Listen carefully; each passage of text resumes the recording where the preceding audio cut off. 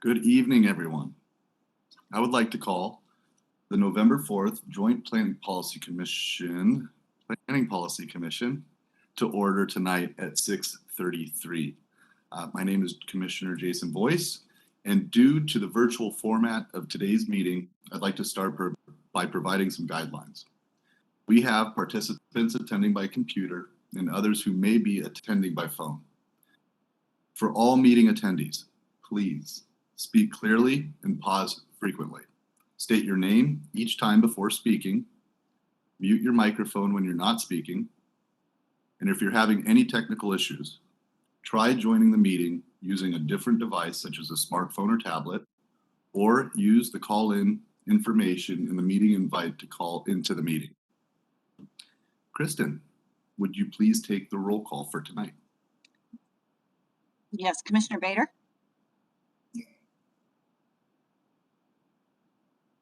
I see you. Oh, here. Here. Commissioner Lewis? No. Commissioner Milligan? Oh, that's right. Commissioner Lewis, pardon me. She has an excused absence. I forgot. Commissioner Milligan? Here. Commissioner Monahan? Here. Commissioner Boyce? Here. Commissioner Zaragoza? Here. And we will wait to see what happens with Commissioner Fall. Gets to join us. Commissioner Fall is in the wind, as they say. Tonight, we're going to be starting off with taking public comment. So for all of those wishing to add their voice to the conversation, we ask that that all of the members joining us by public welcome. And if there is anyone, we do ask that you state your name and let us know how you're coming into the meeting. And also that you should know that public comments are an important part of the public process. We take them seriously and they are factored into our decision making. So I will return it back to Kristen to see if we have anyone out there who would like to make a public comment this evening. We do. Susan Neville has raised her hand. So I am going to make you a panelist, and you are now unmuted. Ready to go? Can you hear me? Yes. Hi, this is Susan Neville. I'm a longtime Issaquah resident. And I just have a quick question to ask this evening.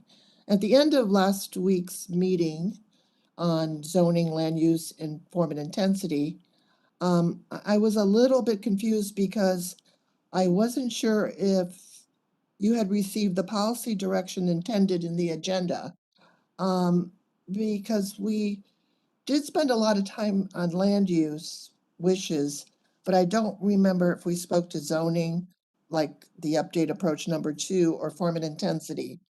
So what I wanted to do was make sure you walked away with the needed policy direction that you had intended. And if you would take just a few moments at the end of this meeting to clarify what you heard that they told you so that I could hear it too. I appreciate that if you would consider that. And that's it for tonight. Thank you.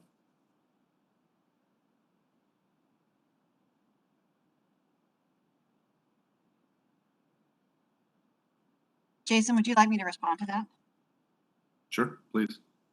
I think we did receive the direction that we were looking for. But as for sort of going over the meeting, I'm going to wait for the minutes to come out. So that, I mean, I'm not going to try and sit here and go off the top of my head and see if we're trying to recall everything that was talked about last time. So I think it's best if we wait for the minutes. And those will come out at our next meeting. But Minnie? Yeah, I'm not exactly sure about Susan's question. I think it was directed at the Planning and Policy Commission members too, but perhaps you can clarify her question. Am I on? Yes, we can hear Okay. you, Susan.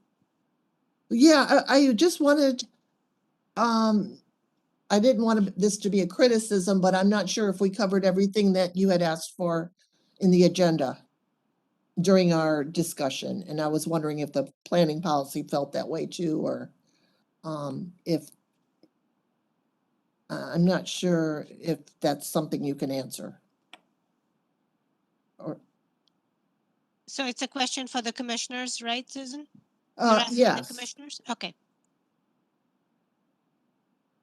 There was 2 items at the end, or 1 or 2 items, I can't remember now, that we're going to talk about in a different meeting. Is that what we're talking about?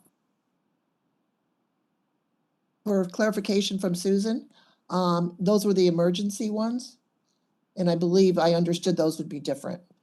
So, I would be happy to go back and re-listen to the meeting if you feel like we had talked to the zoning and the form and intensity part of the agenda and gave your policy direction on that.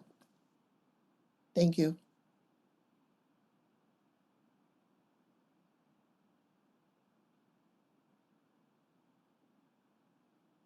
There's no one else who has raised a hand to speak.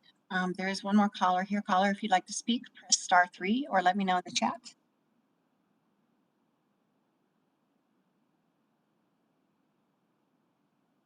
No, there's no one else who would like to speak. Thank you, Kristen. And I just realized that there was a whole second page to my script. So sorry for the ambiguity to all the callers. There's a whole list of rules I was supposed to tell everybody, but you guys did just fine without all those rules. The next item on tonight's agenda is our regular business. At tonight's meeting, we will be discussing transfer of development rights, landmarks and archaeology, as well as affordable housing. It's my obligation to you that I be respectful of your time. So we are going to stick to the time parameters as much as possible, with a possible short extension for a round robin if it's felt necessary. So first up for staff to present tonight is Miss Lucy Sloman, discussing our land development manager, who will be starting us off tonight on our discussion of transfer of development rights. Thank you, Chair Royce. Do you want to go to the next slide, Kristen?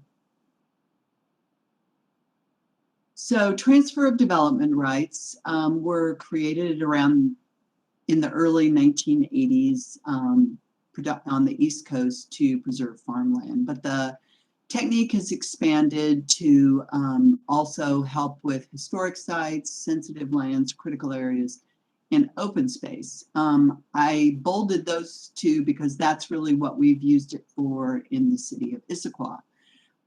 To do transfer of development rights, or TDRs, you have to establish sending and receiving sites. As you can see on the map on the left, the green are the sending sites from which development rights may be taken, and the red sites are properties to which development rights may be sent. And the orange box identifies the detail that's shown larger in on the right. And these are a number of examples that have happened in the city of Issaquah. We started doing this in the around 2000, but the regulations weren't put in place till 2005. So I think these 3 examples illustrate a couple of different ways that you can do TDRs. So the very first one that happened in 2000 was the big blue arrow that's coming in from the upper right. And it says 500,000 square feet from TDRs. And what that means is that there was property outside the city of Issaquah that was preserved. There was a desire to preserve it as open space. The development rights were removed from that property, called Mitchell Hill. And Port Blakely Communities, the master developer of Issaquah Highlands, paid the bulk of the money. King County paid a small portion. And those development rights were transferred. 500,000 square feet of non-commercial entitlement was added to Issaquah Highlands. Another way that we've done TDRs in the city is a site within the city to a site within the city. So the green area at the bottom of the right-hand image is Park Point. And it was scheduled for development. There was an EIS in the works, There was a great desire to protect it, the hillsides and slopes, and it was one of those classic forested hillsides. And I don't know the exact sequence of events, whether it was because the owners went bankrupt or they had already established TDRs. But in the end, a bank, not a TDR bank, but a bank, Regal Bank, ended up with the property and the TDRs that represented the development rights. So 100 of those TDRs went also into Issaquah Highlands and were part of the residential entitlement that created Westridge, which is just north of where the blue arrow with 100 TDRs on it is pointing. Also, there was another development agreement negotiated with the city called WSDOT TDR. And I haven't been able to find the exact number, but Kristen and some other old timers have said around 400 TDRs were transferred into the area that's shown in red. That was the WSDOT property. And it represented, it ended up being both residential units and potentially the Bellevue College campus. Hasn't happened yet, but that's what might go there. And the third example is in the upper left of the right-hand image with the sort of cross-hatching on it, is the Lakeside Development Agreement area. And to build their full entitlement, they will have to obtain 500 TDRs. So they're allowed to do some development without TDRs, but they will not be able to build out the full capacity unless they acquire TDRs. Next slide. Specifically with the Title 18 update, the council's goals and outcomes included a goal, its very first goal, protect forested hillsides. The issue, objective, possible actions, and desired outcomes are directly from that document, but I just include this, and it was also in your memo. I just include this because TDRs was one of the tools put out there as a possible way of protecting forested hillsides. The map that you see here is outdated. It's probably 5 or 6 years old, and we've annotated it with some markings that show where the X's indicate where properties that we thought we might be able to protect have in fact developed. The ones with P's are ones that have been protected, and the ones with question marks, it's hard to say which way they're going to go. There is development interest, but it may not be possible due to some of the critical areas or characteristics of the site. And so there were questions about, do we know exactly where this is going to go or how we would do this? And I think the short answer is no. I think we wanted to have a conversation with the commission and the public about this as a possible tool. But I think this gives you an idea of some of the sites that might be considered, and that we would, if the commission and public support this, to figure out if TDRs is a good tool to protect those hillsides. And that's the end of my presentation. And it's up to the commission whether you'd like to do questions now or later. Well, I will, this is still a democracy. So fellow commissioners, would you guys like to do clarifying questions now or at the end of staff's entire presentation? We'll obviously do the discussion after, but clarifying questions now or after Valerie and Kristen's presentations?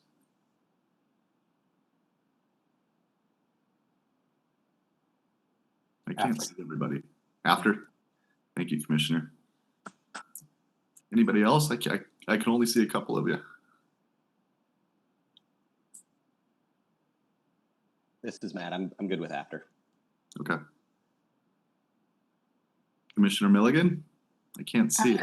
Yeah, are you saying that we will do all 3 topics and then we will do questions? That's what I was thinking, is having clarifying questions after all 3 presentations. You know what, I have a feeling that that might seem a good idea right now when we're on transfer development rights, and might not seem like such a good idea when we get to affordable housing, because then TDR will get forgotten. I would do clarifying questions after each topic. If I'm the only one, it's okay, I'm flexible. Commissioner Bader, I believe you're out there too. Yeah, I'm out here. Excuse me, I'm okay either way. I kind of agree with Nina, Commissioner Milligan, a little bit, that I think, at least for me, affordable housing will be a kind of hot topic of conversation. So Sure. Okay, I'm fine with doing them now. We'll keep it strictly to the TDRs, and then what we'll do is we'll have clarifying questions after each presentation. And then after we finish up our clarifying questions after all 3 presentations, then we'll turn it over to public comment. And then from there, we'll have our discussion. So I'll open up the floor and I'll be monitoring the chat box. So please feel free to put in comment, question, or clarification, and I'll call on you when I see your name. Commissioner Milligan has a question. That's why I said I wanted to do it by topic. I do have a question, and also I want to recognize to Lucy that even though our policy might have started in 2000, I think I recall that all of Issaquah Highlands was a transfer off of the Grand Ridge, what became Grand Ridge Park property, and I didn't want to lose the credit for that when we're talking about transfer development rights and how wonderful it's been to preserve Grand Ridge Park too. Lucy, are you, so in this map, I found this kind of confusing, I have to say, because the red I think of as a receiving site, and we're using red here as a sending site in this one. Well, in this one, and thank you, I should have walked through the legend more clearly. Yeah, we can't see it on our little screen here. Oh, I'm sorry. The green are protected properties on this one, and the red are developable hillsides. Yeah, So okay. the red indicates properties that we might want to figure out how to protect. They aren't, and I'm really glad you asked this because I should have said this at the time. Hillsides that are 40% or steeper are a critical area called a steep slope, and those are regulated. There are certain circumstances in which they can't be built on, but I mean, where they can be built on, but generally they can't be built on. So what we're talking about in terms of forested hillsides and trying to figure out how to protect them are the slopes that are less than 40%, say 15 to 40%. And so I believe, I don't know the exact criteria because this map was created a while ago, as I said, but those red sites represent properties where at least a portion are hilly enough that, but not, they're somewhat hilly, but not hilly enough to be protected as critical areas. So for instance, you see Bergsma is on here. It's shown in red, but I put the P's on it, and I'm sorry, you are on laptops, so I'm sure they're tiny. But the P's indicate that, you know, we've protected that. Okay, thank you. And so then when the other one I can't see, and I don't mean, I just mean to look at an example. I was thinking about the King County property that's down below Issaquah Highlands on the bend of I-90, that one. So I looked at that one, and that's a really good question, and I put question marks on that because the city owns 2 of those parcels. There have been a couple of different proposals for that. At one time, we were talking about a school on the easternmost, sort of the northeastern corner of those properties. That isn't going to happen. There's been discussion of a park on there, but preserving the trees, but it's not sort of officially protected with some kind of conservation easement or a sort of final use.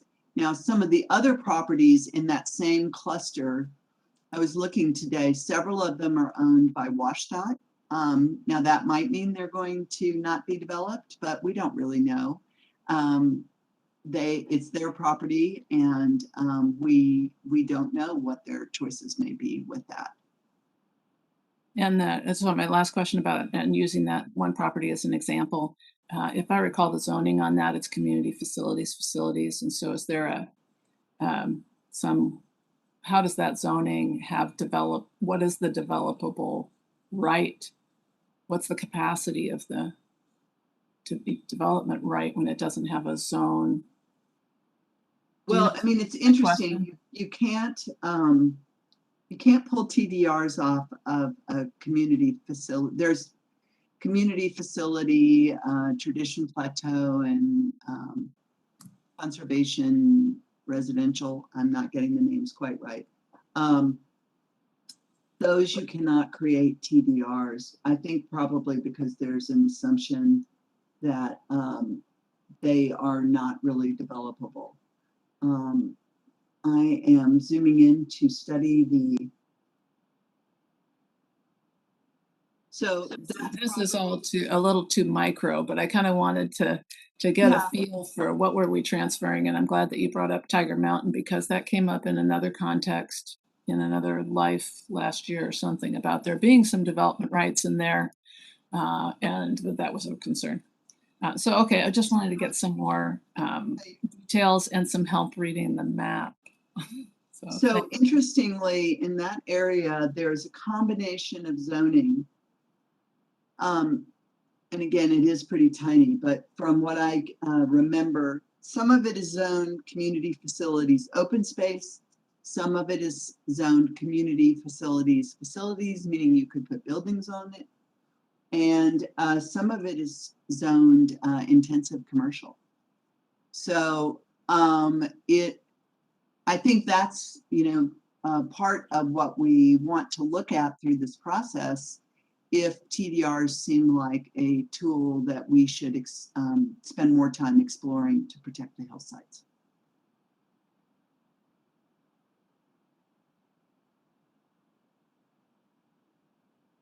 Thank you. Commissioner Zaragoza. Thanks, Chair. Richard Zaragoza. My question had to do with, I wanted to better understand the sending site qualifications. So the sending site, so you would transfer your property or your building rights to the sending site. The sending site is a property that has no development rights at all, none existing, or can it? Would you buy both properties essentially? So a sending site can be handled in a couple of different ways. You could decide, let's say you own a piece of property. I'm gonna go back to the origins of this. Let's say you own a piece of farmland and you want to protect it, because your taxes are based on highest and best use.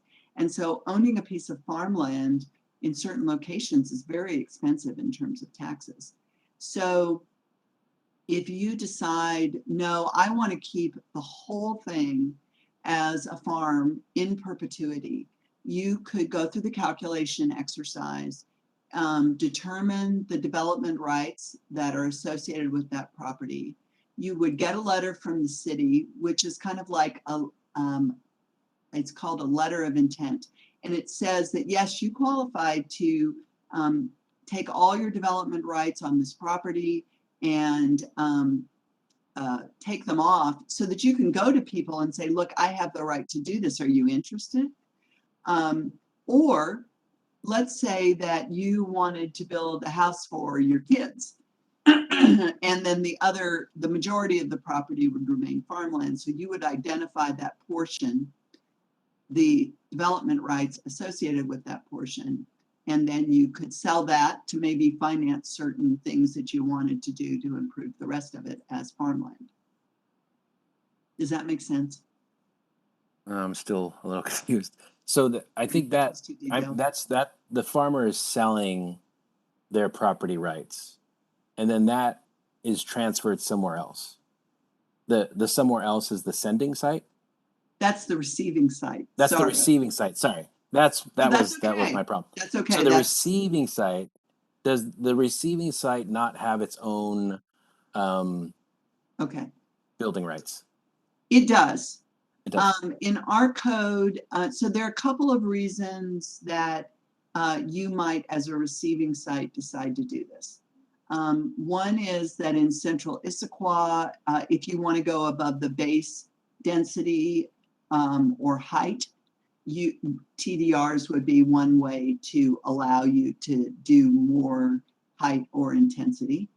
And if you're outside of central Issaquah, there are certain changes to your development standards. You can build a taller building, you can get some extra impervious surface. The rules change as a way to encourage the use of TDRs. Does that make sense now? Thank you. Yeah, it does. You're basically adding on to your existing property rights. In a constrained envelope. Right. Thank you. Thank you. Now I'd like to welcome Valerie, who also has a presentation on landmarks. Please, Valerie. Hello, my name is Valerie Porter, and I'm an associate planner here at the city. So next we're going to talk about landmarks and archaeology. This topic related to Title 18 is pretty straightforward, and that's because in 2001, the city entered into an interlocal agreement with King County, allowing the county to review landmark nominations and determine designations on behalf of the city. Although the Landmark Commission does have approval authority, an Issaquah representative is present during the public hearings to voice any comments or concerns that they have related to the nomination. So as part of the interlocal agreement, the city has adopted King County's landmark code, which establishes regulations and procedures for the designation. So at the bottom of the slide, I've kind of briefly illustrated what that process looks like. So the changes that are proposed for Title 18 are mentioned in the memo and are updates that have been accepted and adopted by King County. You'll notice that they're pretty minor changes. The modifications reflect the commission's, name change. They've removed some language that's no longer applicable, and we've modified a requirement that states that nominations must require consent from property owners of religious institutions and structures. Next slide, please. So the city has 6 registered landmarks, and you can see that they're listed and shown here on the map. So anyone can make a nomination, but this is what we have so far. So are there any questions?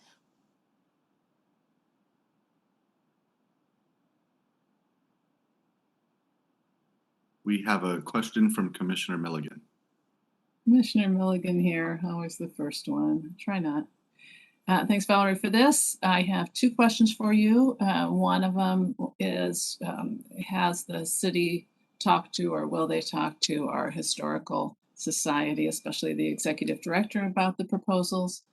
And then the other question is, when we adopt a policy from another jurisdiction such as this, do we have a way that we could refer to that policy rather than copying that policy in? And what would be, see, right now we're having to make an update because they made an update. But if we just said, hey, we do what they do, then we wouldn't have to update. What would be the risk and reward of that, or is it even possible? I'm not sure for the nomination portion. So the all nominations are sent to staff for distribution and review. I'm not quite sure if they do go to that board. Maybe Kristen can speak to that. And then also in regards to the code, there are some sections in the code where we do reference, other like the state or the WAC. So we could, I guess it's just a discussion that we would need to have if that's what we would like to do or not.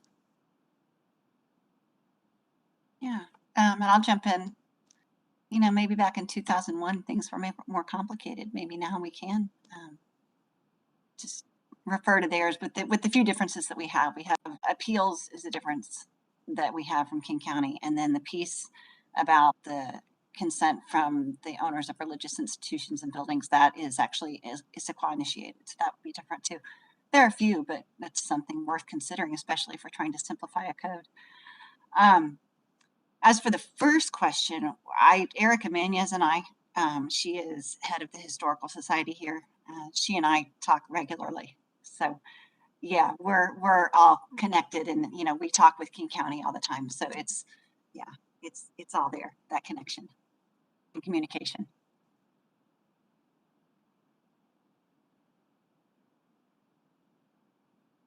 Are there any further questions for Valerie?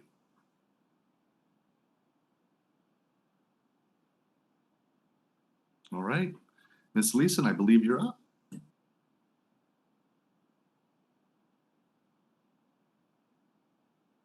Hello again, this is Kristen Leeson, and I am so grateful that Mike Stanger from Arch is also.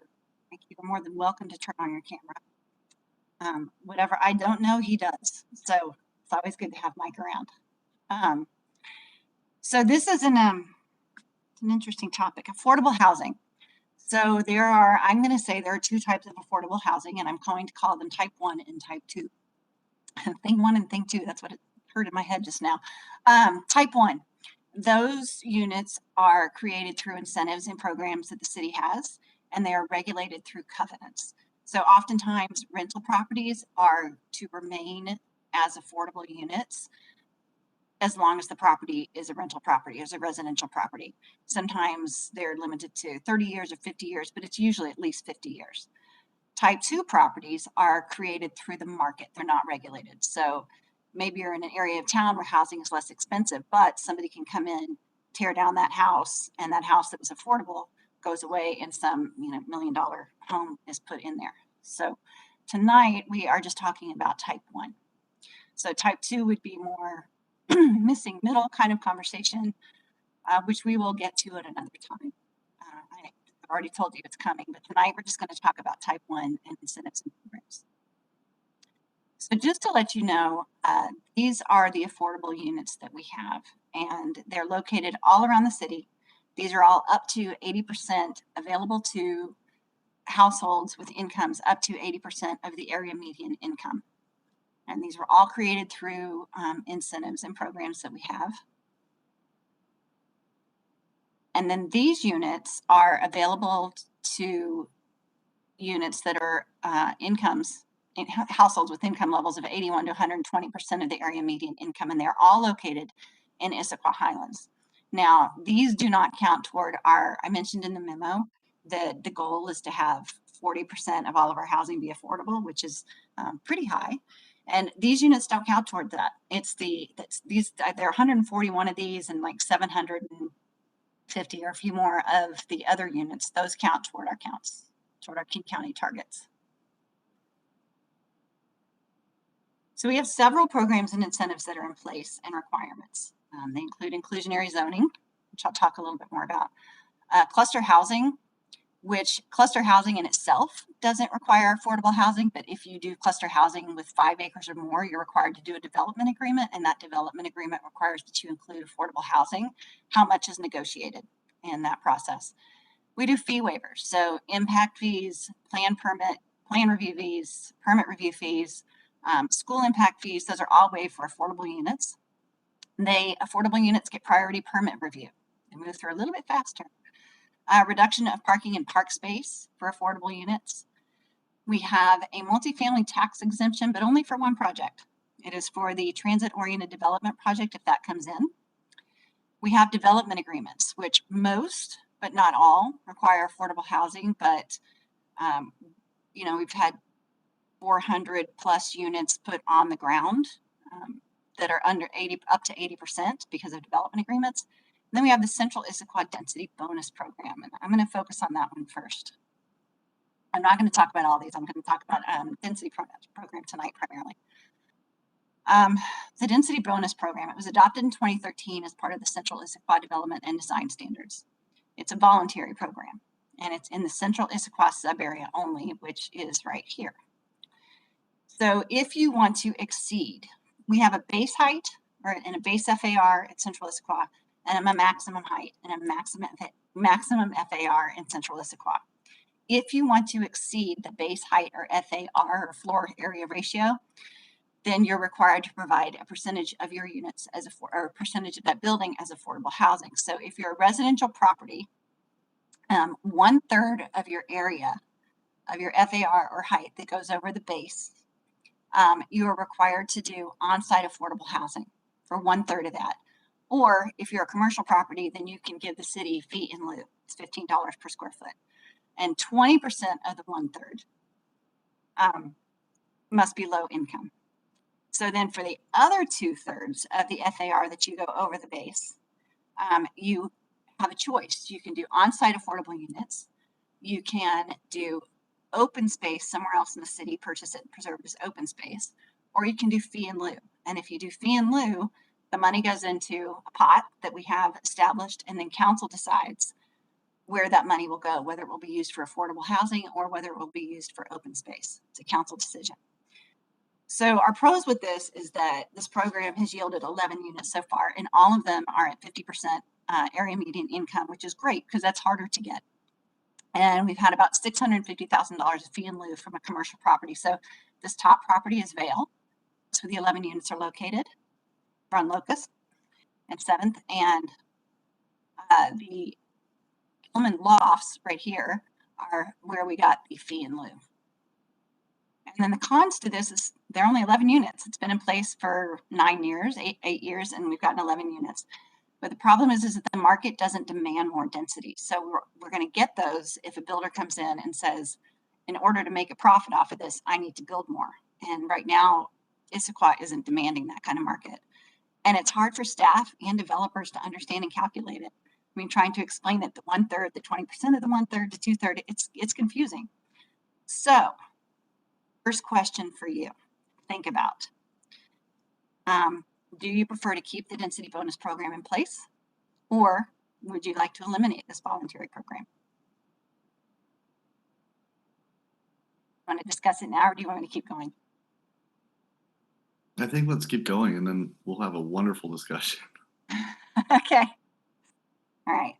So moving on to our mandatory programs. Our mandatory programs, we have inclusionary zoning, which is only required in 3 zones within Central Issaquah: our mixed use Central Issaquah zone, our urban core zone, which is the red, and our vertical mixed use overlay, I'm going to call it a zone to make it easier, right here also in Central Issaquah.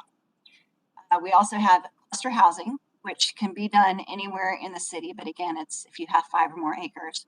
And then we have development agreements, which usually require affordable housing. Again, it's anywhere in the city. So our mandatory programs are only required in 3 zones or with development agreements. I'm gonna leave it there. So question is, we have 1 mandatory program, right? Really, it's inclusionary zoning. So do you wish to add affordable housing programs to our regulations? And this is one of the reasons Mike's here, aside from so many other reasons. But some options may include reducing parking requirements by X% for a certain percent of affordable housing units provided, or which might be an optional thing. It might not be mandatory, or allowing MFTE or multifamily tax exemptions for residential developments throughout the city, or raising the base height and FAR floor area ratio in Central Issaquah with maybe the requirement that if we raise the base height, then an additional percentage of affordable housing is required. So question 3 is, if you do want to add affordable housing programs, do you want to see these applied citywide or just in Central Issaquah? Because what's mandatory in Central Issaquah right now does not cover all of Central Issaquah. It only covers 3 zones. So those are my questions for you, and that's all I have. Thank you, Kristen. So I think what we'll do is we'll wait for any clarifying questions from the commissioners. We'll take public comment so they can help inform our discussion, and then we'll get to that wonderful discussion. I'm just waiting to see, and there we go. From Commissioner Bader, please. Yeah, hi, this is Sarah Bader. I have a clarifying question that I think will help me like scope this conversation. What is like kind of allowed or permissible related to affordable housing, like within the confines of Title 18? Because I feel like what should we do about affordable housing is a big question. And so I'm wondering, like, what can we do about affordable housing within Title 18? A lot. And Mike could probably help out here, but there are programs out there that we don't use in the city. We have a lot of programs. We don't have many mandatory programs, but we do have, we were one of the first to waive the fees for people. We do the development agreements, which a lot of other cities don't do. Whatever we're going to do would be included in Title 18. Mhm. So I think it's pretty open. Mike, do you have any thoughts on this one? I got you. You're in. Oh, no, you're not. There you go. Okay. Actually, I don't think I have anything to add that would be quick to that. If your question was, what can we add to Title 18? Yeah, then I think Kristen basically, gave the general response to that. An MFTE program would be probably in a separate section of the code. Most cities put that into their finance or revenue part of the code, as opposed to the land use or development side of the code. Thank you. Commissioner Milligan has a question. Thank you, Commissioner Milligan here. My clarifying question is to understand better about when it's required and when it's an incentive. And maybe I'll ask the question by saying, in Central Issaquah, can you tell me how a developer might be required to do inclusionary zoning and also take advantage of a density bonus? Because I'm just not quite sure where the intersection is between those two opportunities.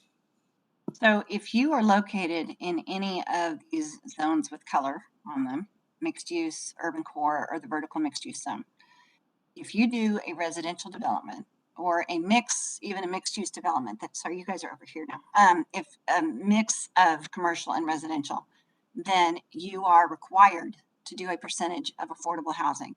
So if you're in the vertical mixed use zone, you can do, the range is anywhere from 7.5% of your units have to be affordable up to 12.5%.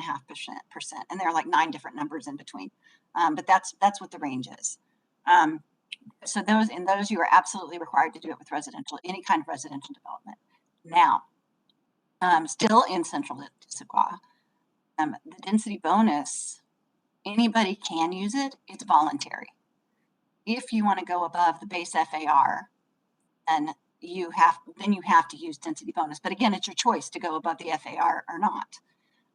But if you are in one of the zones that's required to do inclusionary, you can do your inclusionary, but still even there, if you want to go above the base FAR, then you're still required to do density bonus as well. So then you have both programs in play.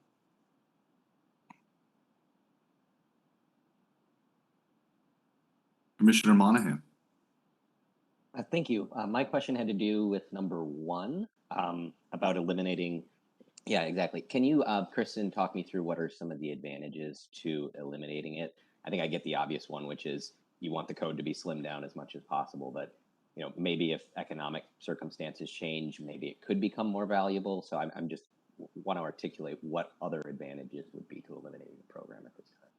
Yeah, I think really the biggest part has been, I think you said it. I mean, it's there, but nobody's using it. Not many people are using it. It's been used twice. And when we do use it, it's very confusing. So, we can keep it and try and simplify it. I don't know if we'll get anything from it, but then keeping it in place, nobody uses it, that's okay. you know, it's still an option and you still may get something out of it.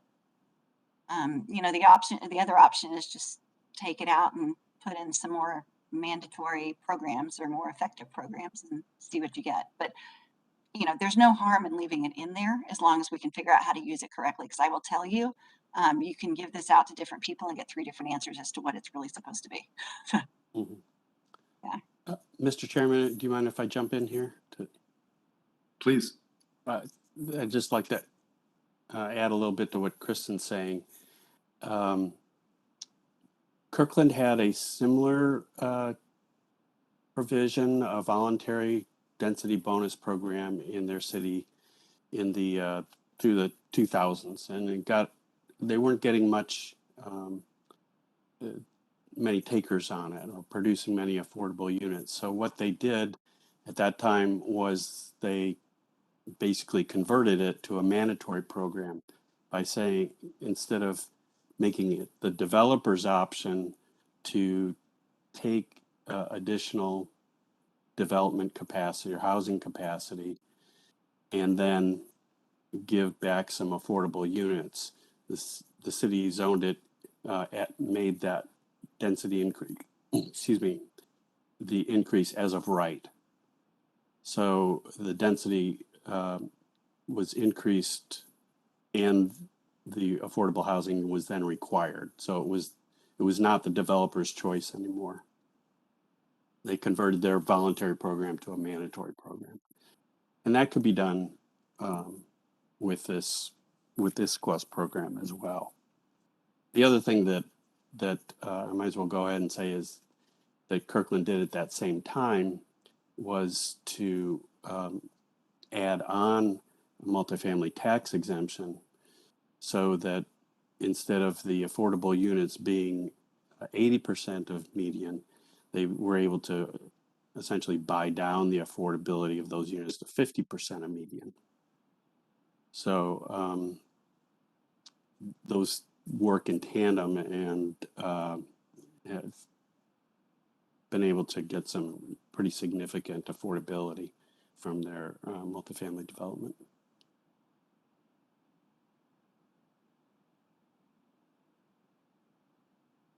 Thank you.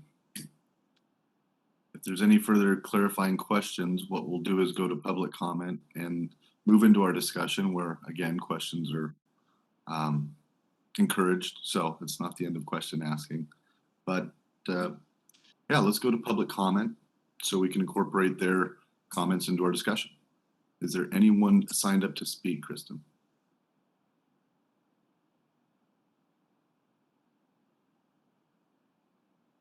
Forgot to unmute. I see one raised hand. Susan Neville would like to speak.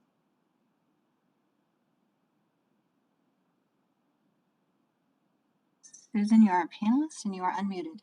Thank you. I'm Susan Neville. I'm still here, longtime resident. I just want to speak to what we were just talking about, which is the multifamily tax exemption for residential if we were to make it mandatory. I think we don't know the tax ramifications of what this could encompass, or maybe we go slowly and be really specific about it. Maybe be something like make it 3/4 walking mile to work or a half a mile walking to schools, to keep it in areas that we want. And also, most importantly, to see if there's state or county backing to help with the cost of this exemption. And that's all I wanted to say. Thank you.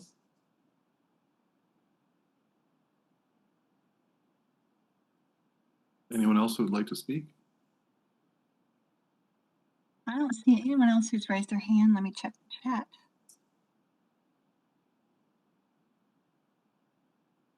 Oh, I don't see anyone else who would like to speak. I'm going to call a user. There's a call in, and I can't see the phone number. It's 206-300. I don't know if you'd like to speak, yes or no. I've unmuted you. No, okay. All right. No, then there's no one else who'd like to speak. Great, thank you. So this is a real quick question to my fellow commissioners. How would you guys like to do this? Piecemeal, start with the TDRs, or just getting a yes? So we will begin with the discussion about the TDRs, and then we'll just move through to a discussion with Valerie about the landmarks, and then we will wrap up with a discussion on affordable housing. So let's begin with TDRs. Looking for comments, clarifications, questions.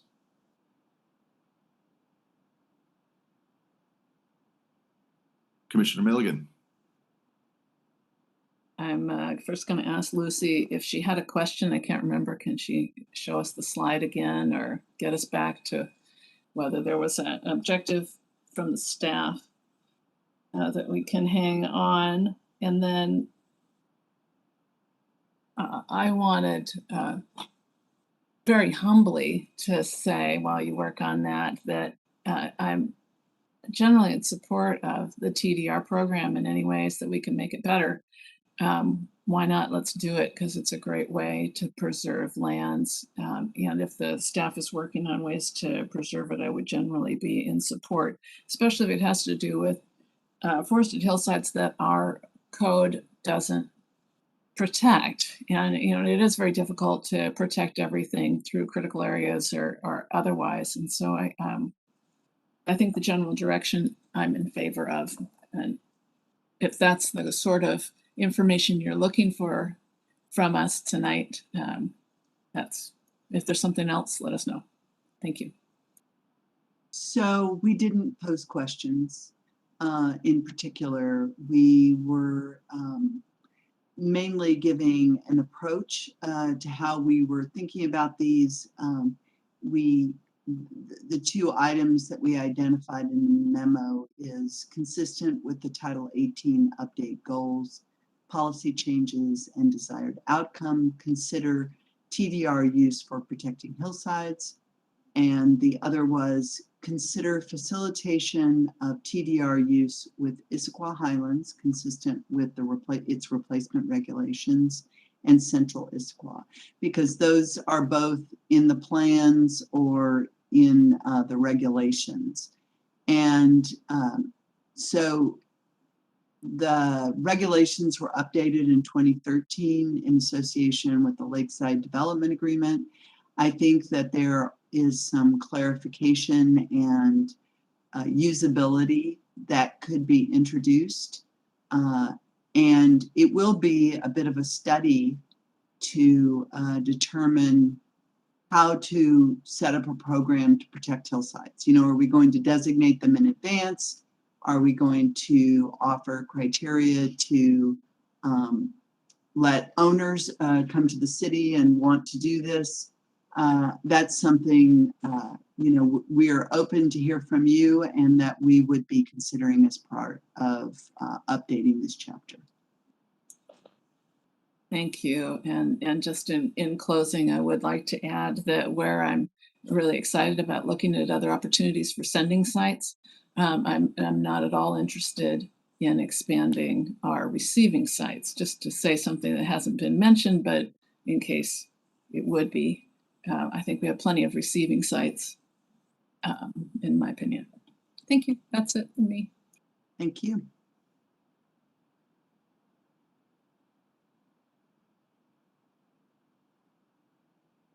Anyone else would like to speak about TDRs?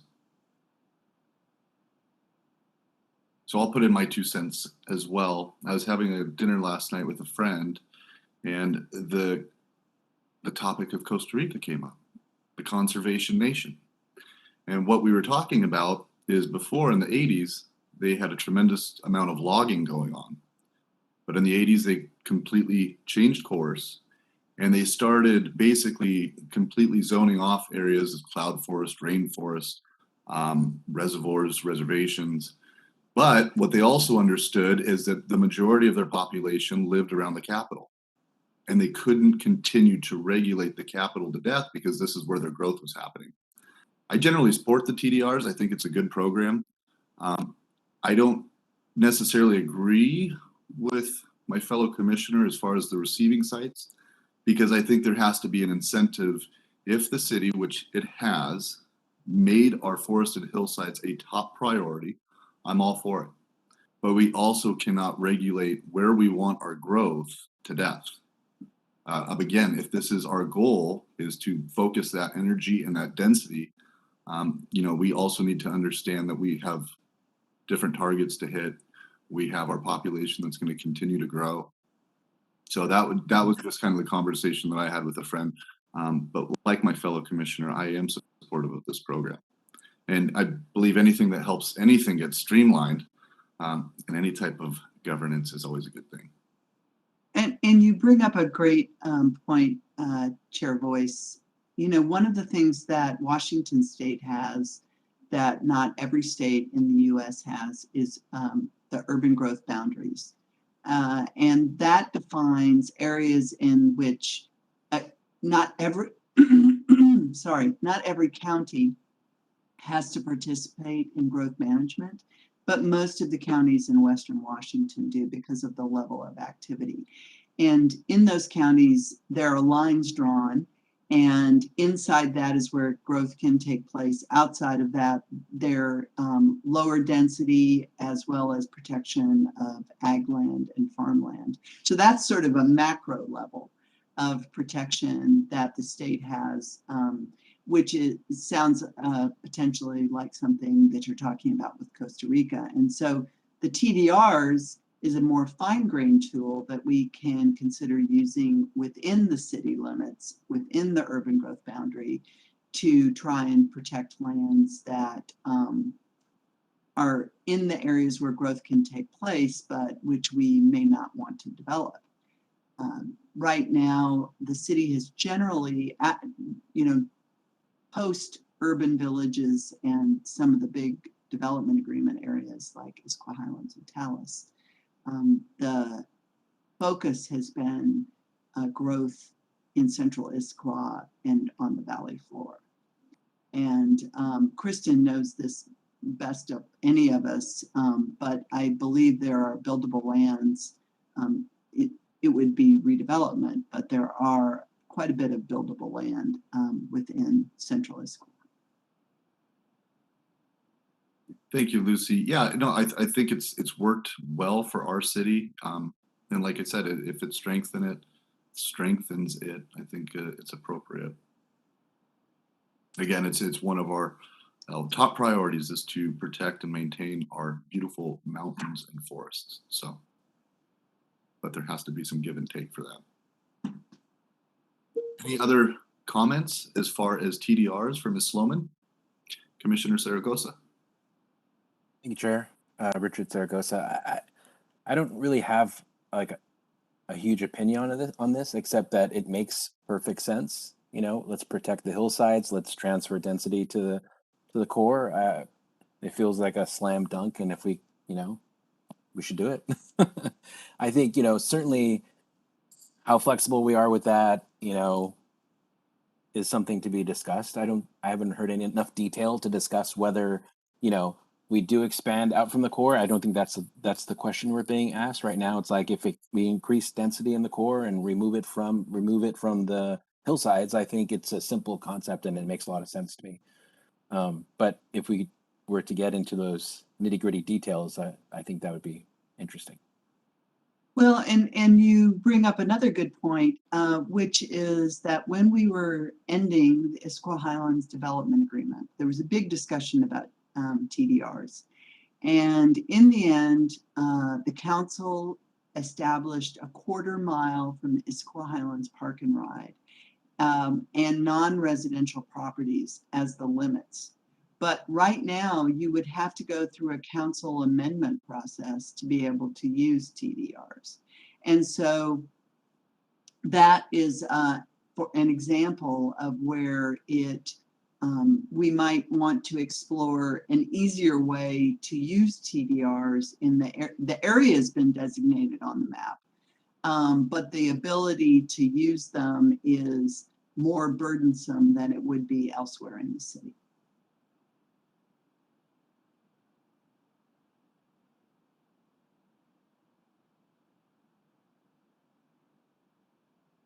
Thank you. I'll just let it sit out there for a few seconds. Any final commentary as far as Ms. Sloman's presentation or TDRs?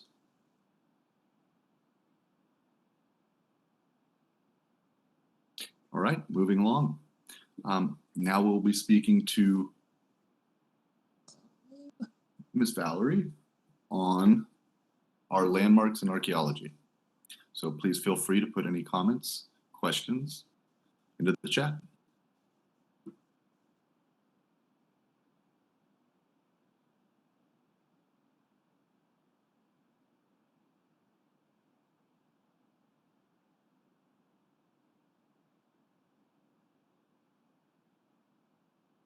I'm not seeing any. I think, Valerie, it was such a great presentation that we've had everything answered. And I think it seems pretty straightforward as far as what you guys are trying to accomplish. Tidying it up just seems very straightforward, makes a lot of common sense. I believe it was Commissioner Milligan who had maybe mentioned an interesting conversation as far as, yes, we have certain different things that are different from the King County Code, but it would be interesting. That way we're not continually having to amend it through, I think, the docket. If maybe we just kind of put some language in there that says, refer to what our King County Code is, update it along with King County. It's an interesting discussion, but I think the rest of it seems pretty straightforward. Having said that, we do have a comment from Commissioner Monahan. Yeah, sorry, I couldn't help myself. Matt Monahan. I have to play the lawyer and just ask that. I'm supportive of the concept of not having to re-update it, but I'd like to make sure that the lawyer says that's okay. To basically have a body of law that says, to the extent this other body of law, which is controlled by another jurisdiction, is updated, we automatically update it. I just want to make sure that that's kosher from a municipal law perspective. So supportive, but want to make sure it's legal. So as part of the Title 18 process, we do have an attorney who's reviewing a lot of these things to make sure that we're in compliance. So, of course. So I do think that Commissioner Milligan posed a great question that I would like to get a little bit more feedback on. Are you guys more leaning towards adopting or referencing the adopted King County Code, or would we like to basically implement that into Title 18?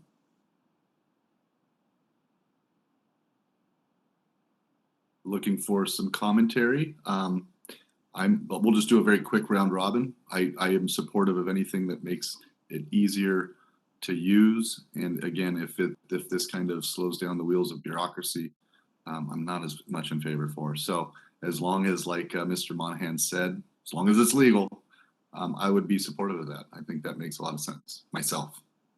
So I'm going to go over to, I'm just going to call people real quickly so we can move along. Commissioner Bader. Yeah, I agree. It makes sense to me. Whatever's easiest. Commissioner Monahan. Supportive. Commissioner Zaragoza. Yeah, it makes sense to me. And Commissioner Milligan. Yes, I still do like that idea, but one thing that I noticed, Valerie, and what you mentioned about other times that we refer is perhaps when we are obligated to provide that, that the other jurisdiction overrules any of our authority. Now, in this case, we're voluntarily adopting. We don't have to take on the King County, if I'm understanding this correctly. So that puts us in a little different position in referring it. And then the only last thing that, and I'm just saying that is, something to think about. Then the other is if there was a way to put a hook in there that says that we adopt the code and how we would review, what would be the process of an automatic review and adoption of updates? You just can't say that we'll take anything that they update because we might not agree on the update. So I haven't solved that part for it. Maybe there's a way to make that glamorous too. So in general, I'm for it. We could also possibly have maybe Commissioner Monahan draft something as long as this, very vague language that we're okay with the referral as long as it doesn't do any demonstrable damage to the city, right? Something so vague that only City of Issaquah can figure out if there's any type of damage. So, well said. Commissioner Milligan, I know you also had a comment previously. Nope.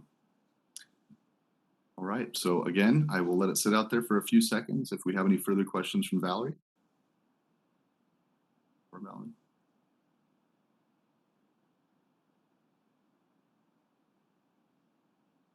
Great. Thank you, Valerie. All right.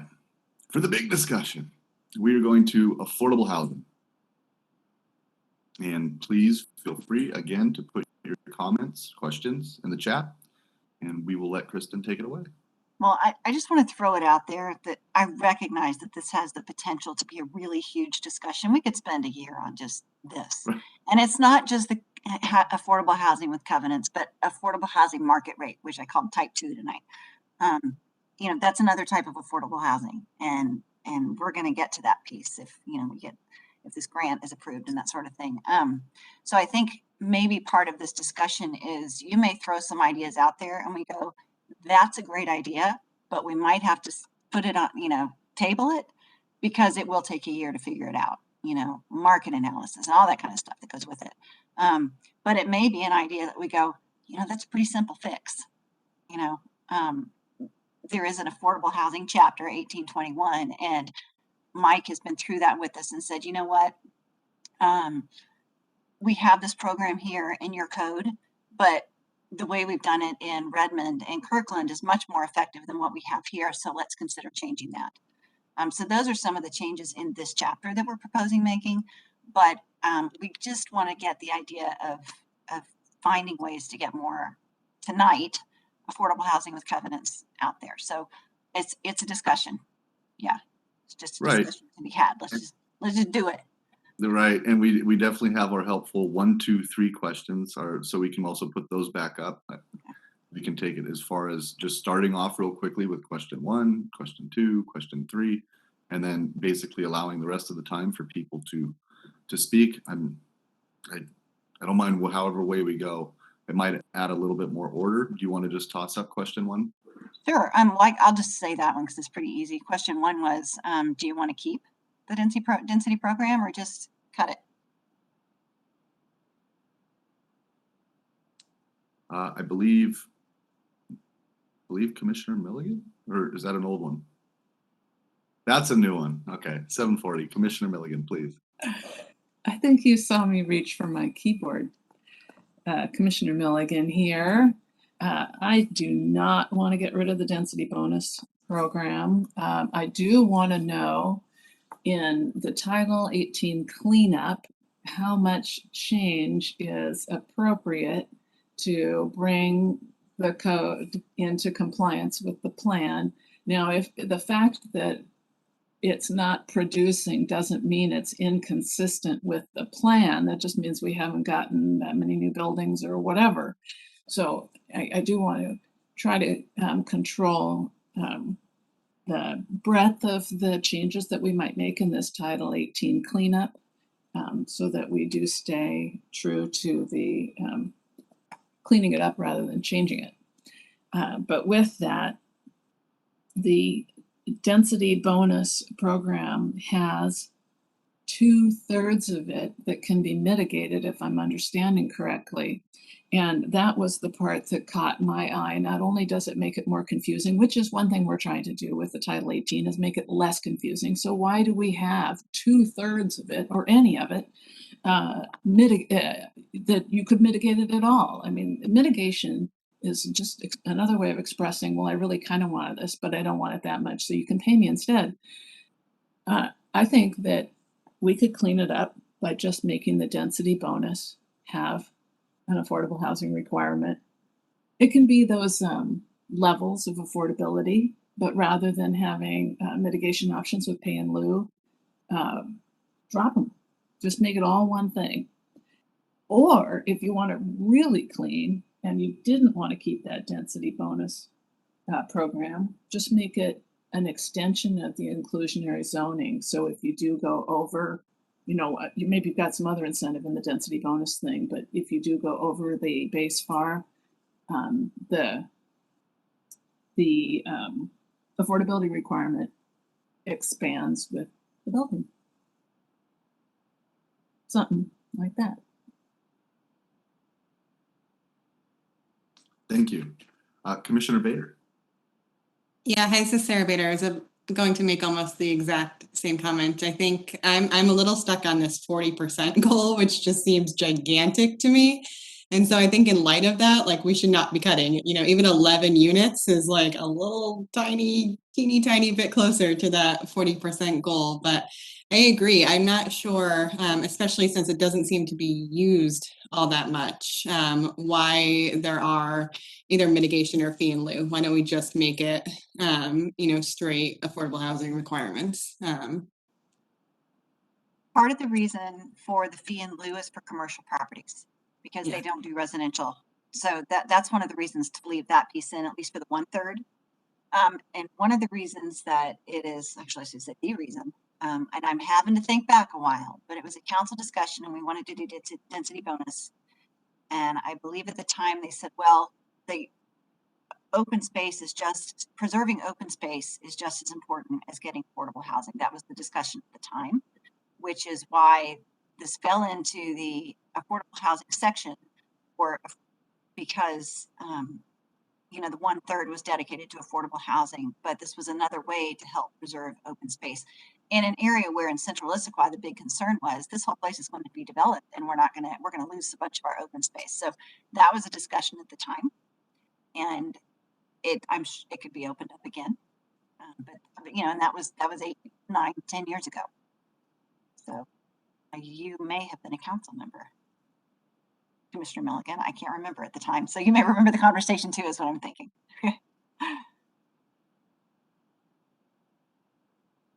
Commissioner Zaragoza. Thanks, Chair. But I'm now conflicted and confused. I thought I had an opinion, but now I think my head's on other things now. But I'm on the fence about whether it should stay or not, because it doesn't seem to be hurting anything. And maybe it'll be good in the future. But at the same time, I feel like if it's a priority for the city, then why not increase our mandatory requirements, right? Why make it an incentive? And if we're willing to raise the height of buildings, why don't we just raise the height of buildings and increase that mandatory requirement? So I just want to be clear. Yeah. We haven't talked about raising the height of buildings. That would scare people. We've talked about raising just the base height. So maybe Base you height. go to 50 feet, which is the base, and 100 the max, but we're not talking about raising the max. We've just sort of just throwing things around, just talked about Okay. raising the base. Okay, I don't want anybody to, what? So, okay. So yeah, I'm on the fence. I'm not sure which way to go on this. Thanks.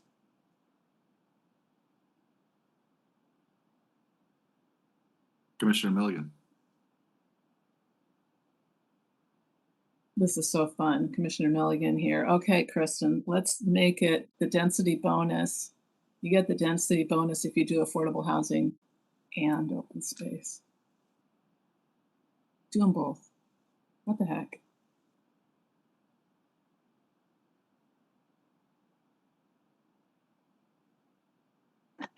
I think I mentioned it, but I may not have, and it was just pointed out to me that the open space can either be purchased open space and dedicated open space, or it can be done through TDRs. So I needed to throw, I think it was in my slide, but I needed to throw that out there again in case I didn't mention it. So, but you're saying do both, huh?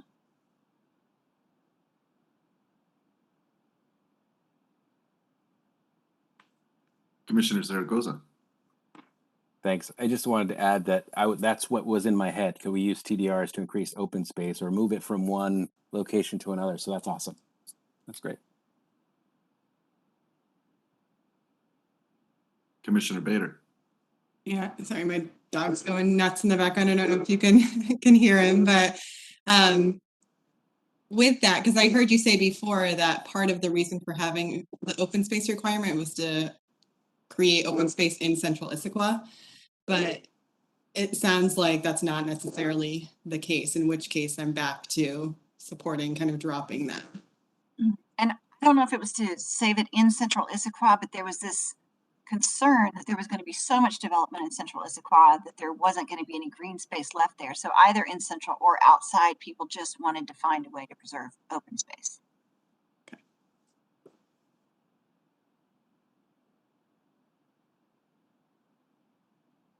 And if I could just add, I think it is an interesting option that doesn't really get discussed very much, the use of TDRs in central Issaquah. But if it was less discretionary, for instance, that would be one way of transferring development from hillsides into central Issaquah, is through the use of TDRs. Now, the question is how you would write that program. I'll leave that up to Kristen. But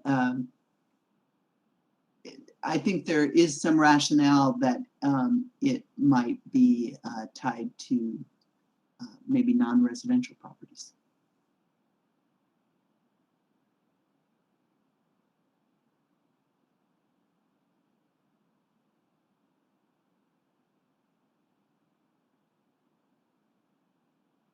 Thank you. I guess I will go last. I didn't put my name in the comment box, but again, I think it seems to be harmless. And as far as there's the last sentence, however, with vacant land becoming less available and planning for light rail, which is still, we'll see, in central Issaquah in the near future, denser development is likely to occur in this area.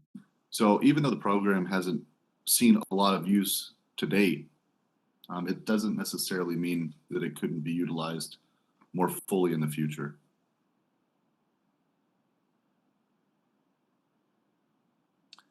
All right, seeing no further comments, let's go on to question 2. Well, I'd like to summarize question 1. So I started here and I had keep, go, fence, and both, right? Actually, I started off with keep and go, and then I wound up with fence and both. And I've got little marks in every one of them. I think what I heard, the consensus is keep it. Yes? Okay, I see all nods. And then potentially just sort of take a look at doing both or finding another way to get TDRs in there just for commercial only. And then I heard also just make it just affordable housing and not open space. So if I could just get a little clarification there, that would be great. All right, Commission, this is on us. Looking for clarification for Kristen. And I see. Chair Voice, can I just add 2 cents to the conversation before you get into the pros and cons of each one? I think in terms of the goals, if the goal is to get more affordable housing, keeping a density bonus doesn't hurt, but it doesn't deliver the additional affordable housing units. That is sort of the dilemma that we need to kind of unbundle, right? So what will, if the goal is to get more affordable housing, and we all need to kind of agree to look at you that if that's the goal, then our job is to make sure that you have a fuller understanding of why, what Mike was talking about, like Kirkland's approach and Redmond's approach.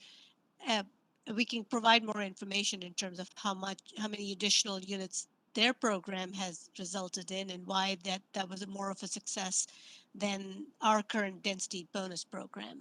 Perhaps or Mike can maybe take a little bit more time to kind of provide additional detail. I want to make sure everyone has all the information about it's no harm to keep it in, but it's not going to get us more units because going from a base height of 85 to 125 feet, the developers are going to look at their pro forma and go, this doesn't, why would we go up to 125 feet when we get this much? So why it doesn't work for those, why is our program not successful is part of the equation. I think that we need to kind of be more careful that we are giving you all that information. I see someone sharing the slides. I'll let Kristen. Yeah. So I pulled this up. Mike actually put this together for another presentation that he and I did.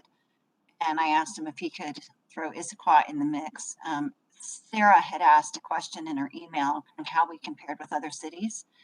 And Mike can explain this a little better, actually a lot better than I can. So Mike has said, and I'm going to let you talk in a second, but Mike has said he would be happy to come back and do a much more in-depth discussion about other programs, what other cities do, what we do. Like I said, this is kind of a up here discussion, and let's just explore it. But Mike, do you want to jump in? And Sure, thanks. Again, my name is Mike Stanger. I'm a planner at Arch. And the city of Bellingham and Whatcom County asked us to talk about inclusionary housing. So that's kind of how this is oriented.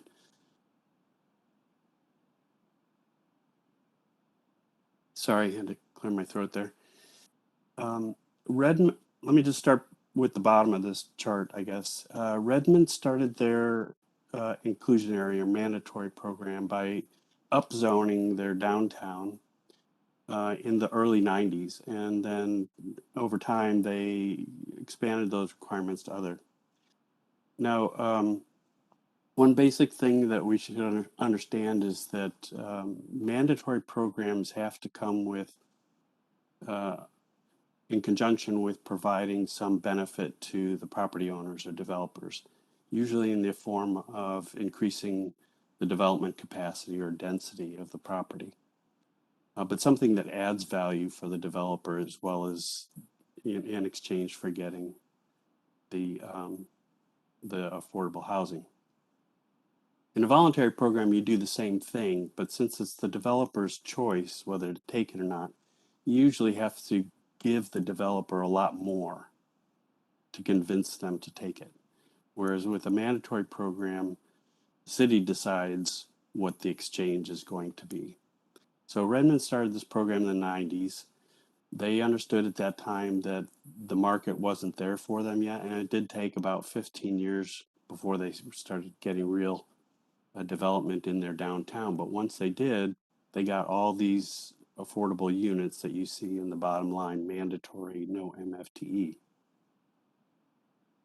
About 5 years ago, they looked at what Kirkland was doing and said, how can we get deeper affordability? Because their mandatory program just required units affordable at 80% median. So they added MFTE on top of that as an option. And the next line up from the bottom is the newer program where they're starting to get rental housing at 60% of median. Sorry. Kirkland I talked about earlier, they have kind of a mishmash of different zones and requirements, but most of their multifamily areas require now affordability for rental at 50% of median, which is one of the few programs that's getting that kind of result. And they combine that. They basically, you can't require MFTE, but the deal is that they require 50% of median, and by doing that, you also qualify for MFTE. Jumping up to Bellevue, Bellevue has had a mandatory program in the early 90s, and then got a lot of pushback, mainly from single-family developers, and the city council actually changed over an election and repealed it. So since then, Bellevue has been very voluntary oriented. And as I said, in order to get a developer to accept your voluntary program for affordable housing, you have to really sweeten the deal for them. And so far, they have not gotten the results that Redmond has had, for example. Although I checked the permits, the multifamily permits during this same period since 2010, and the multifamily units that have been permitted in Bellevue as in Redmond are pretty close to the same. So on a percentage basis as well, Redmond's program is performing better that way. So as Kristen said, I'd be happy to come back and talk more about how these programs work, and in some more detail, more about what Arch does for the city of Issaquah, and give kind of a fuller context to things whenever you'd like. Thank you, Mr. Stanger. I'll do a very quick round robin with the commission. I think that such a big topic probably deserves a meeting in itself to help get the entire commission better educated. We're not going to be able to do that tonight. So if there's big decisions that staff is looking for, I'd rather put those off. If we can give you guys guidance as far as some of the things you'd like to know tonight, I'd be happy to, but asking us to help create policy tonight with an entry-level education is probably not a good idea for us or for the city. And I believe there's a lot of information out there. I'll be very honest for myself. When I saw that 4.7 to 40% number, that looks like a radical transformation. And I don't know how King County came up with that number, but the King County is not the see-all be-all of anything. So I'd like to have more information. Is that what the residents of Issaquah want? Is 40% affordable housing all over their city? Tiny cottages, tiny houses? I don't know. So I would like a lot more information before trying to give you guys clear policy directives. And I think that, like I said, there's a lot of information. It doesn't mean we can't be aggressive, but when I see that chart, I like balance in my life. Redmond looks completely out of balance from every other city that surrounds it. So I'd like to know more about what is it that they're doing, because Redmond has its own development problems. And I usually don't speak ill of other cities, but it's pretty well known. How does the commission feel about bringing back Mr. Stanger at a later date for a more educational type meeting about this topic? Can I get an amen or a yes from somebody? All right, I'm seeing some hands, I'm seeing some thumbs up. So yes, Kristen, if we could figure out a way to tuck in a meeting before moving too heavily, again, I think we can all give you our gut level ideas as far as affordable housing, but I think before we give you any real policy prescriptions from this commission, be good to have basically an educational meeting with Mr. Stanger.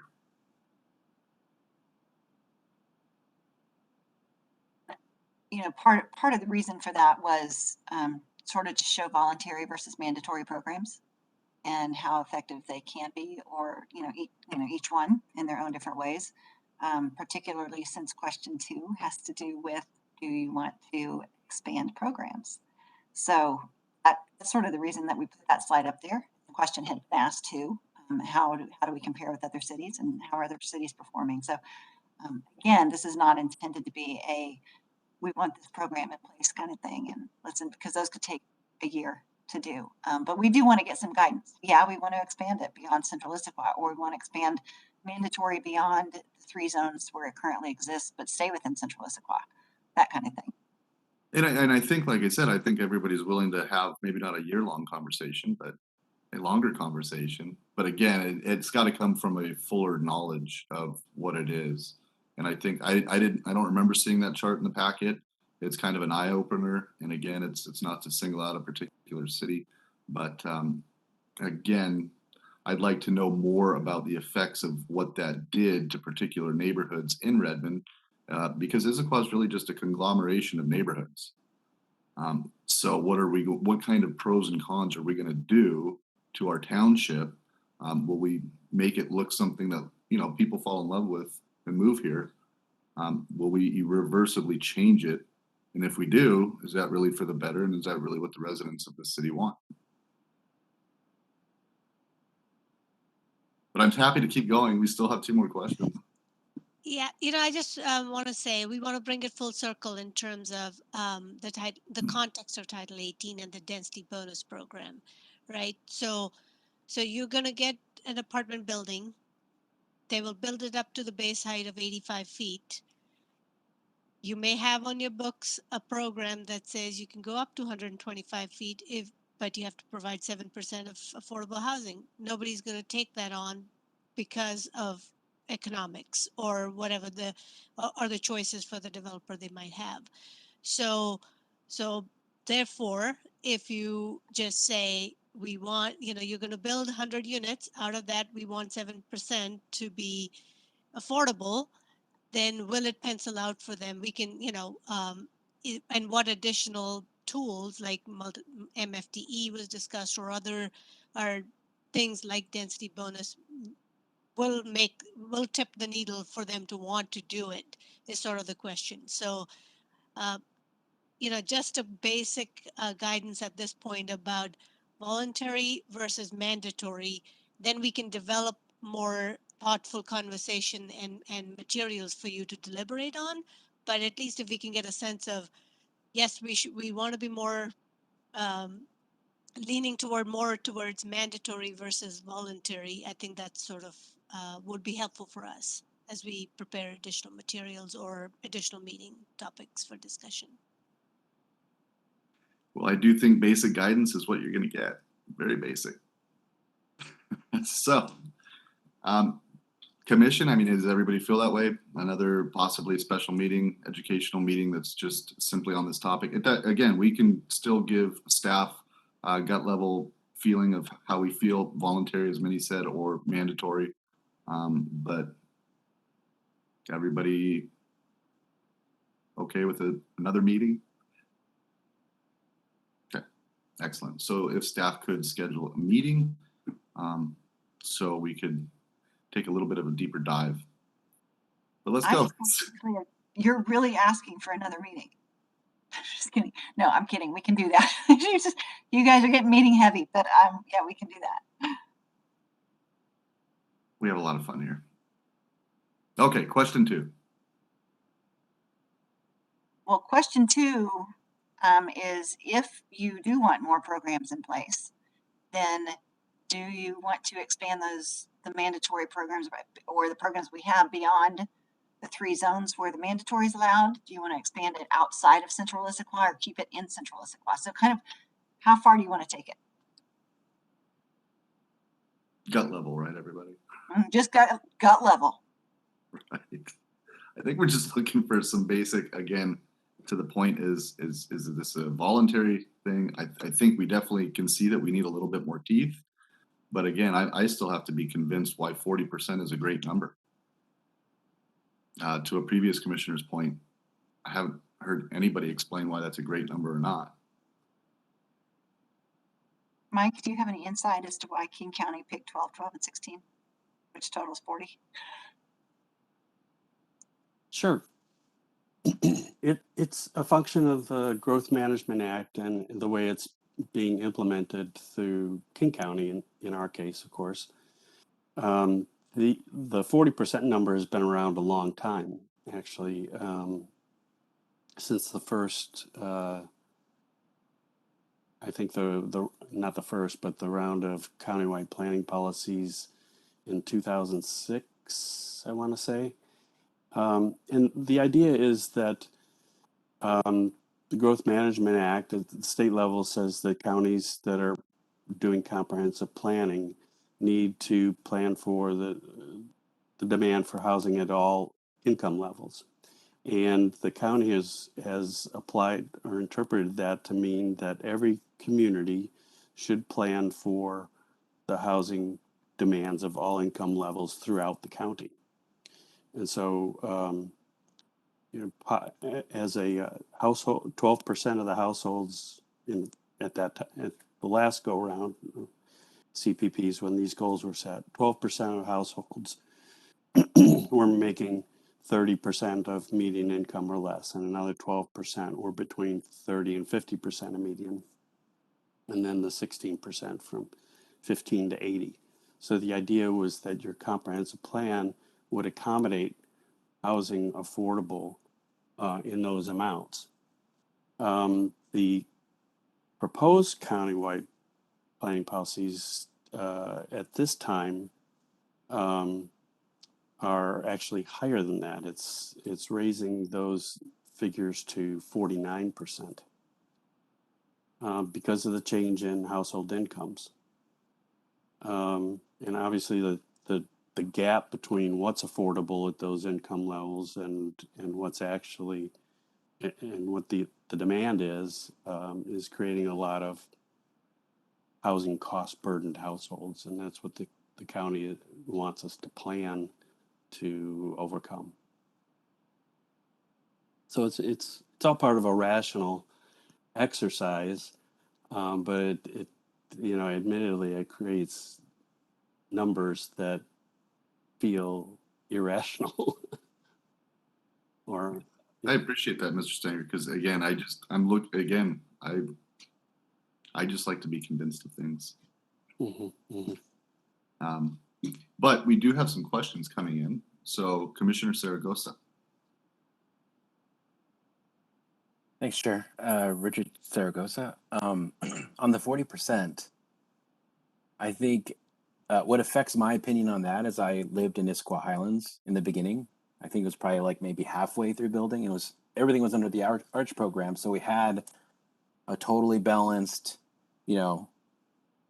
number of different incomes, and it was great.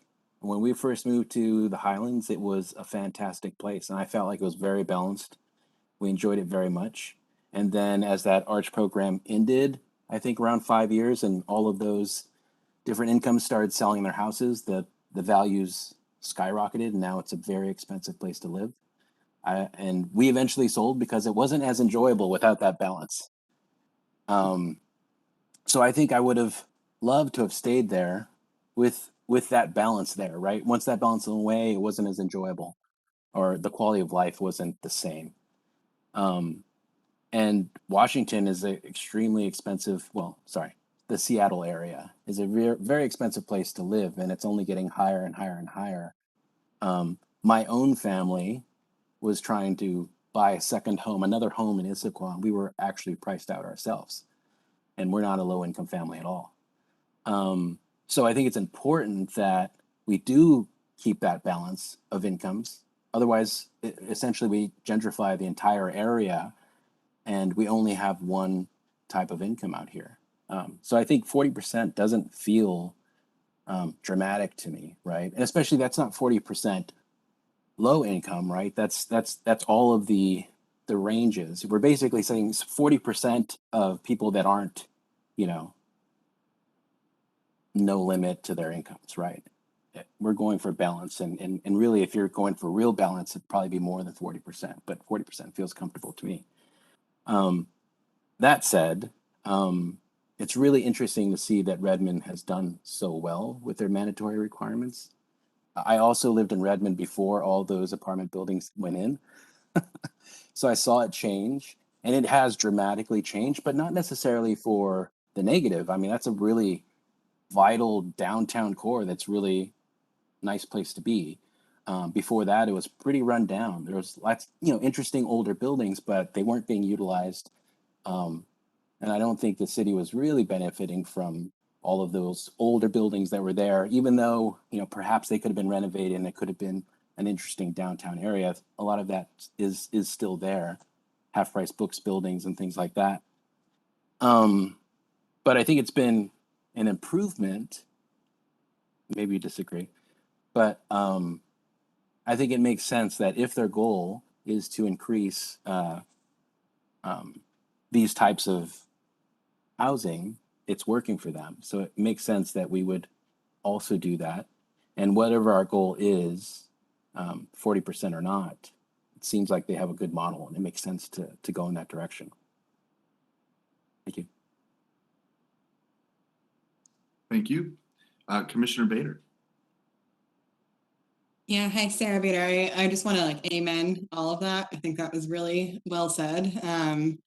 I shared in that email that we only moved to Issaquah 2 years ago, and had we moved here now, we wouldn't be here. It's just, and I know that the kind of conversation about affordability more general and that kind of type 2 is a different conversation, but I think it's really important as we think about what do we want this place to be, in the future. Part of the reason I'm sitting on this commission is because I was really inspired by the city's work on equity. And I think if we don't take affordable housing seriously, and trying to minimize it and say we're doing it and kick a box, I don't think that that's enough, and I don't think that that's the vision, at least my understanding of what the city wants to be and who we want to be for. And so all of that to say, +1 to Commissioner Zaragoza. I will say, just to give something concrete, on the mandatory inclusionary zoning, as I read through the memo, and this was the part, I think I said no housing in central Issaquah, but I meant there, it doesn't sound like there have been any housing developments in the 3 zones where there's mandatory inclusionary zoning, which is like, then why have it? So I think at a minimum, extending it to all of central Issaquah, because I see that there were 800 units developed kind of adjacent to those zones, but that there was no affordable housing as part of that, and what like a missed opportunity that is. And so I think at a minimum, my recommendation would be to extend the mandatory inclusionary zoning to all of central Issaquah at a minimum.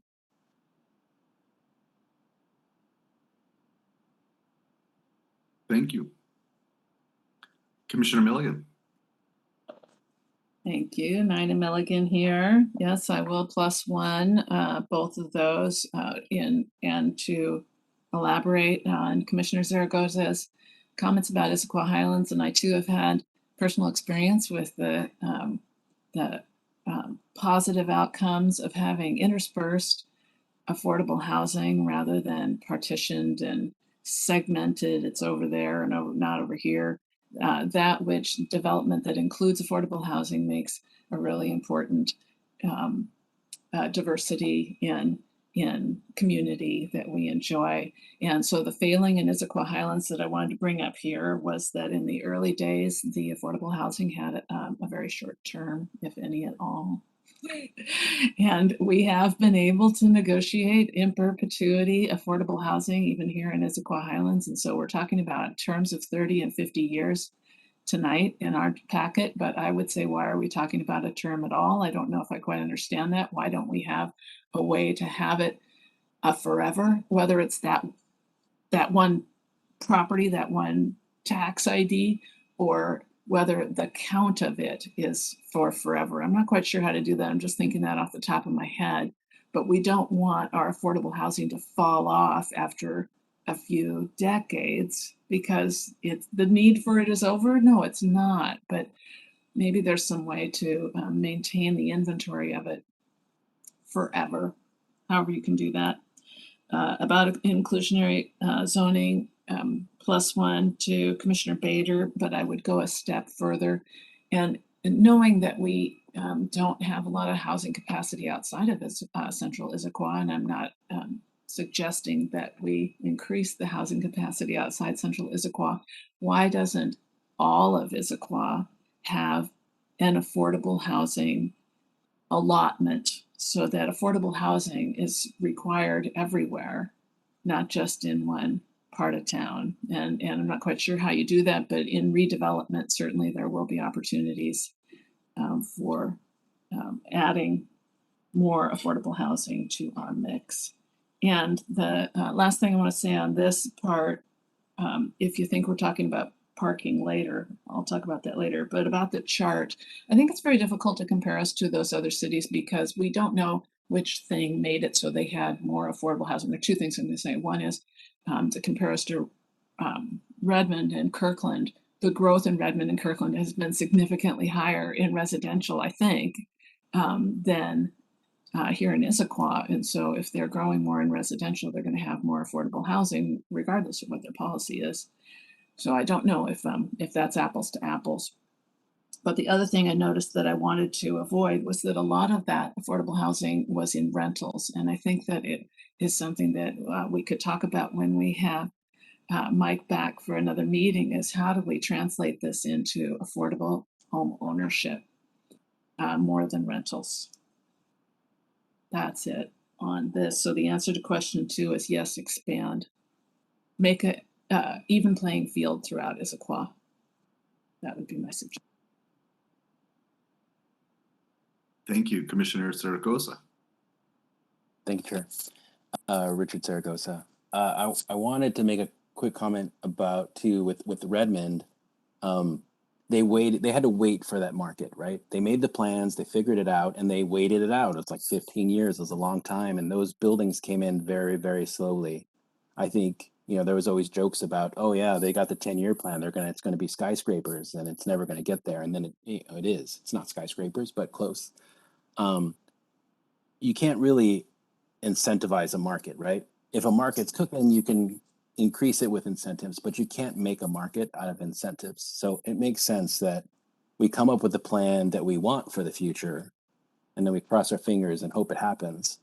But it makes sense that these incentives that we have aren't working because the market just isn't there yet. But when it does, we should be ready to get what we want and what we need. So that's that. But I wanted to comment also on the Nina, your idea about rentals versus home ownership. I'd be very interested in hearing more about that, because I think that's an important topic. Thanks. Thank you. Other comments until we move on? And I will say that I purposely ignored the clock, so it bought us a little bit more time, but we are getting close. I just want to say thank you to my fellow commissioners, because it's always great to hear other people, because you guys already changed my mind. Again, I think I came in with a very different idea of affordable housing, and I want to thank the commissioners, because again, I never really thought of it the way that you all have explained it to me. And you're right. I'm happy to live here, but I don't want to be priced out of here either. So I really appreciate that, because again, I think we need to have a diversity of incomes. I guess sometimes when people think of affordable housing, they probably think of like the worst of New York City. And that's the way I felt when I was coming into this conversation. So again, thank you for helping me see it a little bit more clearly, because again, I don't want it, and I'll pick on one of our lovely streets. I don't want this city to become just Harrison Street or Grand Ridge Estates. As beautiful as those houses are, and they have their place in our city, you know, this needs to be a city full of life and you know, people having the ability to do work and play here. So every once in a while, yeah, like I said, I learn a lot just from listening. So thank you. I would say, I've never been a big mandate guy, but I think, like I said, our numbers are moving pretty sluggish. So however we can kind of supercharge them, you know, I'll kind of keep my comments about the other township to myself. But I do think, like I said, having a balance, I like looking at the other cities to see what they're doing. Because again, I think everything in balance is a good idea. So I'm looking forward to that next meeting as well. I think I'll learn even more. All right, hopefully, Kristen, you got enough direction for question 2? Did. Actually, I was going to propose that we don't go do a deep dive into question 2, because that should be saved for later. I think we got enough direction that you all would like to see more affordable housing and expanded beyond some mandatory and expanded beyond just the 3 zones. I heard both Central Issaquah, but then also potentially citywide. So, you know, give us a chance to talk about it and be able to provide you with better information for the next time that we meet, before we go into a discussion where we don't have all the facts. So, or at least all the facts that we can think of at the time, and then you may ask us more. We're always going to ask you more. You are. You're always going to stop us. So I think we have question 3. I don't know if it really kind of works with question 2, because we're talking about citywide. Does everybody want to, again, you know, the floor is open. So if anyone wants to take a stab at question 3, I believe the question was, do we expand? I think we all kind of answered it. Mm-hmm. But again, you know, again, I'm pretending not to see the clock, but I do want to keep to our commitment. So maybe, like I said, for the last few minutes, we'll just kind of do a round robin. Please feel free to speak your mind. Commissioner Milligan. Okay, yeah, I don't remember what question 3 was, but I did want to talk about parking. And I can't remember, and I don't feel clear about what our current standard is, especially in transit-oriented development and the urban core, those places that can perhaps provide quality housing with a lower parking requirement, especially if we do it with that deal for affordable housing. So this would be another incentive program that I think could be useful. And one reason why I would, on one hand, not be inclined to do that because your little, your little guys who sit on your shoulder would say, "Oh, so you don't think people in affordable housing need cars?" And the other side of me will say, "Hey, the market will decide it, and the developer will balance the value of these homes with that. Hey, they're going to need some parking or some kind of parking, or how can we make these homes still attractive and affordable?" That can be perhaps something that we can allow the market to decide with an incentive that makes the housing, the affordable housing developer more able to do it because they can save on costs. And one thing I worry about mostly in that is in central Issaquah, a lot of the requirement seems to be for structured parking, which is just ridiculously expensive and makes it very difficult to build an affordable unit if you have to have structured parking for every unit. So I'm not quite sure where we are on that path, but if we could maybe go a little further using parking as an incentive and allow the market to provide the needs that people with affordable housing might still like to have. Just an idea. Thank you, Commissioner Milligan. Commissioner Zaragoza. Thank you, Chair. I wanted to make a quick comment about Atlas Apartments. They have some affordable apartments in there, I assume. No, none. Okay. Well, that makes sense. I was going to say that the parking that is there is, you have to pay extra for that parking. So it's not like we decided, we're going to put parking in there so that those people have parking. They have to pay extra. And I don't know if it's a requirement that affordable housing come with free parking, but if you're putting affordable housing in an apartment and they're still charging for the parking, you're not providing, cars to affordable housing because they can't afford the parking. So, something to think about. Beyond that, just real quick, expanding affordable housing outside of the core makes sense to me. I don't see why to limit it there. If we have increased density, then of course we'll have increased affordable housing in the core, and I think that makes sense. So, yeah, thanks. Hi, Commissioner Voice, may I jump in here for a minute? This Please. is Kristen Leeson. And Mike, you can jump in too, but you guys have both brought up parking. And what we currently have is that if you are within a quarter mile of a transit center, the transit center, your parking can be reduced down to 0.75 spaces per unit. So, and that's for all units, and it's not just for affordable units. So there is a reduction there if you're within a quarter mile of a transit center. But then also Arch has been talking with all of their member cities, and I believe with their executive board, about parking and affordable units and how to offset that cost, whether it's included in the rent or there's an allowance that's given. And I don't think a decision has completely been made. I don't think it's been decided, but we are talking about how to try and offset that cost for affordable units.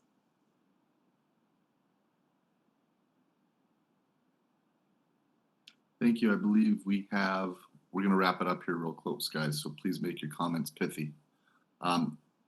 Commissioner Milligan.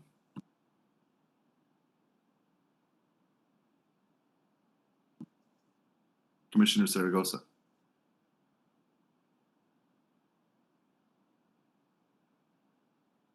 All right. All right. Well, thank you, everybody. Wonderful discussion. I know we will do the deep dive at a later date. I do want to thank Mr. Stanger for his expertise, and we're looking forward to have a deeper conversation with you, sir. But we're going to continue because I do want to make sure I don't steal too much of you guys' Thursday evening. So moving along, now we're going to do reports. Kristen, do we have any reports?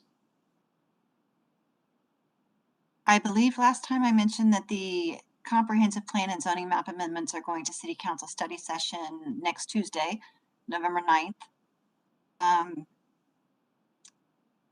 That's all I have. Minnie, do you have any council reports or ad hoc committee? No, nothing new to report on that at this time. Well, thank you, Minnie, and thank you, Kristen. Anybody have anything for the good of the order? All right. Well, thank you to my fellow commissioners and thank you again to our staff. Valerie, it was wonderful to see you again. I know we'll be seeing more of you. And having no other business, I'd like to adjourn this meeting of the Planning Policy Commission at 8:25. Thank you.